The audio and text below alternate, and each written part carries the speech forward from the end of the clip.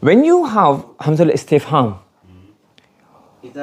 when you're asking a question, there's always a focal. What are you asking? So for example, if I said to you, did you see Zaid yesterday? Did you see Zaid yesterday? Like this example. There's a few questions. One is seeing, one is Zaid, and one is yesterday. There are three elements. So in this sentence, you have the seeing element. One is the Zaid element. One is the yesterday element. What is in question? What are we questioning?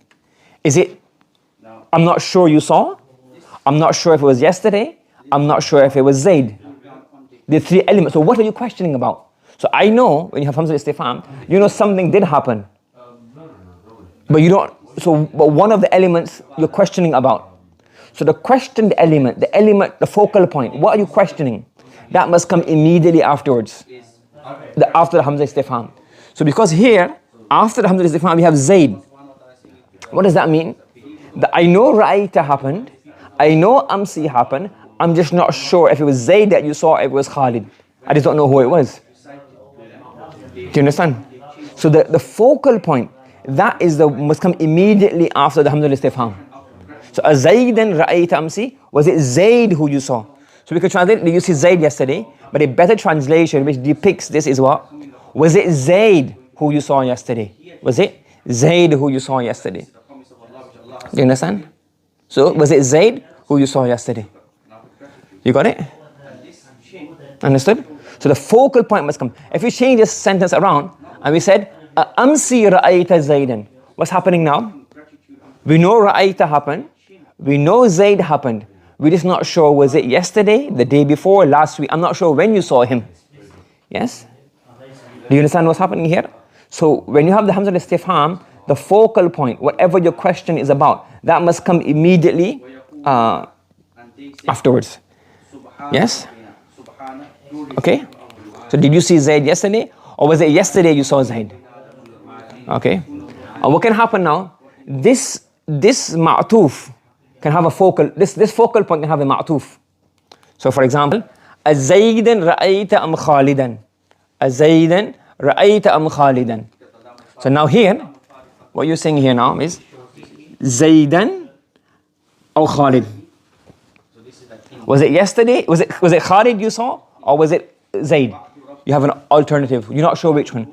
You have to keep it like this. You have to put it at the end. So you complete the sentence, then you bring the alternative. You complete the sentence, then you bring the alternative.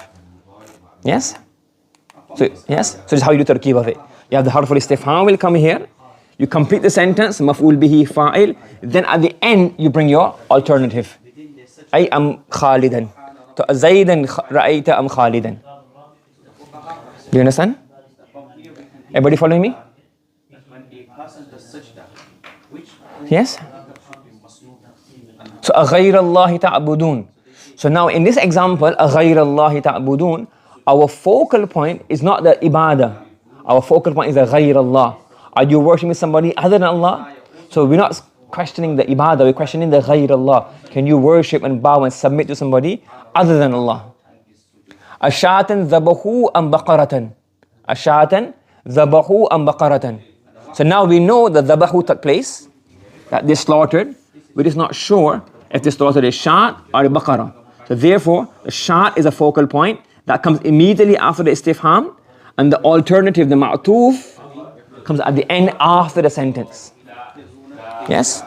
So aba'idatun al-qaryatu am qarib. So we know am qariba. So this is the mubtada, this is the khabar. But the focal point is the khabar. So you bring the khabar muqaddam. So the istifham followed by the focal point with an alternative at the end, ma'tuf at the end. The same thing happens here. Mutawaddi'atan taqra'ina kitabak. Now what's happening here? There is no hamza al-istifham. It can be understood from the context. Sometimes from the context, the tone, you can understand that, no, this is not a statement, this is a question. So when you're speaking, or from just on its own, if there was no question mark here, for example, you wouldn't know it's a question. But when you have a whole paragraph, you have a tone of the speaker, you can tell, even though they haven't used the hamza al-istifham, that they're creating a question. Okay? So have you understood these rules regarding the interrogative pronouns. So number one is we have polar questions, and polar questions you have yes or no, which is for al and ha. So hamzatul istifham and hal. You bring it at the beginning of the sentence, it changes jumla ismiya into a question or jumla fi'liya into a question. And then we mentioned that the how to translate these, did, will you, etc. And we said that the hamzatul istifham must have the focal point of the question immediately after it. However, you can also have a ma'toof of this focal point, but this will come at the end of the sentence. Okay?